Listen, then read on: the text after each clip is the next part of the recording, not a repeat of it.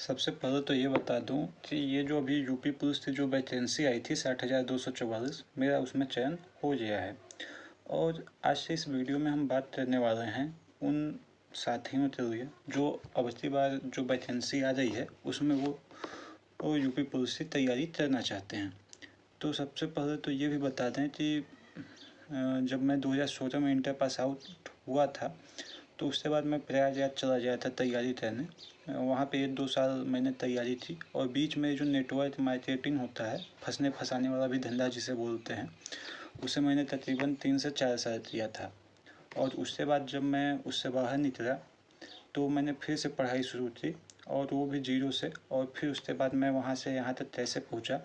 और बीच में अभी जो नेपाल वाला आया था 8,085 पोस्ट, मेरा उसमें भी डीवी के लिए चयन हुआ था। फाइनल मेरिट में मैं बाहर हो गया। तो मैंने तैयारी जीरो से और यहाँ तक कैसे तैयारी थी उसके बारे में हम आज ये बात करने वाले हैं। और आज बात करेंगे कि हिंदी जो है वो एक स्टोरिंग पार्ट में आता है जिसमें आप नंबर ले सकते हैं यदि आपने मेहनत अच्छी की है और कम समय में। तो हम आज बात करने वाले हैं कि आप हिंदी कैसे कम समय में अच्छी से तैयारी कर सकते हैं। तो सबसे पहले तो ये है कि आप कोई भी एक किताब, मैंने आदित्य पब्लिकेशन की किताब ली थी और उसी से तैयारी थी। तो उसके बाद आप क्या करें, पहले आप कोई भी एक किताब उठा लें, फिर आप किसी भी अपने टीचर से ऑनलाइन या ऑफलाइन आप पहले पूरा जो हिंदी का सिलेबस है आप उसे समाप्त कर लीजिए। मैंने तो RWA के जो नवीन सर हैं और अंकित भाटी सर हैं उनसे पढ़ाई की थी, क्योंकि वो जो हिंदी है उससे जो व्याकरण के जो नियम हैं वो इतने अच्छे और इजी तरीके में समझाते हैं कि आपको वो चीज़ें दिमाग में फिट हो जाती हैं। और यदि आपने एक बार चाहे जहाँ से भी ऑनलाइन में यदि वो सभी चीज़ें एक बार कंप्लीट कर ली हैं तो फिर आपको ऑनलाइन जाने की ज़रूरत नहीं है। फिर आपके पास जो भी नोट्स बनाया है आपने या फिर जो भी आपके पास किताब है आप उसे मल्टीपल रिवीजन करते रहें। जैसे कि हिंदी में जो संधि का और समास का नियम है जो और अनदर जो चीज़ें हैं उसमें आप जो भी है वो नियम जो है वो इतने इजी वे में समझा देते हैं। जैसे संधि क्या है और आ ई उ तो A B और C पार्ट में डिवाइड करके पढ़ाते हैं और उसमें रोस का भी नियम आता है। तो ये सब चीज़ें वहाँ पे आप इजी वे में सीख सकते हैं। और उसके बाद जब आप वहाँ से पढ़ लेते हैं तो बस आप रिवीजन कीजिए हिंदी। और हिंदी जब आप रिवीजन करते हैं तो कुछ चीज़ें ऐसे भी आती हैं जिन्हें आपको रटना ही पड़ेगा। जैसे पर्यायवाची हो गया, विलोम हो गया, ये सब आपको रटना ही पड़ेगा। और जैसे वो हिंदी में भी कुछ चैप्टर आते हैं जैसे वर्तनी वाला जो पार्ट होता है उसे आप तो यदि आप लिख के उससे अभ्यास करें तो ज़्यादा बेहतर हो जाए।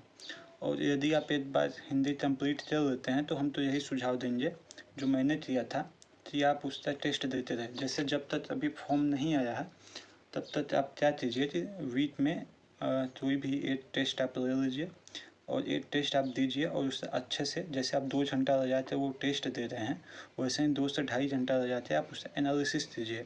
और एनालिसिस भी ऐसे करिए जैसे आपने कोई जैसे मान लीजिए आपने हिंदी का कोई भी संधि वाला चैप्टर पढ़ा है और संधि से कोई सवाल आया और आपसे सही नहीं हो पाया तो आप उसे देखिए कि क्या वो जिस नियम पे आया है वो नियम आपने नहीं पढ़ा है, या फिर ऐसा तो नहीं कि आप तो पढ़ने में भूल हो गई, आपने दिया था कुछ और आपने पढ़ दिया कुछ और, या फिर जिस वो नियम पे आधारित था वो नियम ही नहीं याद आ पाया।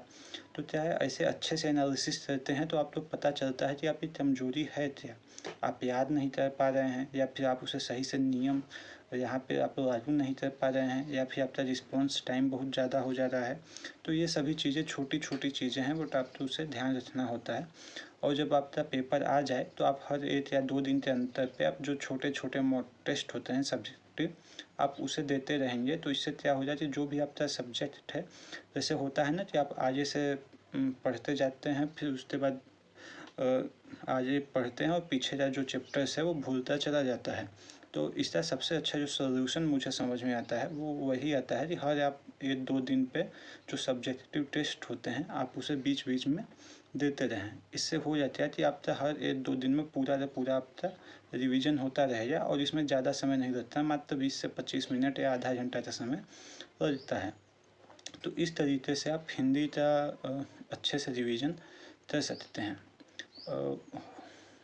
इसके सिवा तो हिंदी में यदि कुछ और भी परेशानी आती है तो वो भी आप पूछ सकते हैं, और हो सकता है कुछ ऐसी भी चीज़ें रही हों जो इस समय मैं याद न कर पा रहा हूँ, तो आप वो चीज़ें बता सकते हैं। बाकी यदि आपको कोई भी हमसे हेल्प चाहिए तो हम आपको हेल्प करने के लिए तैयार हैं।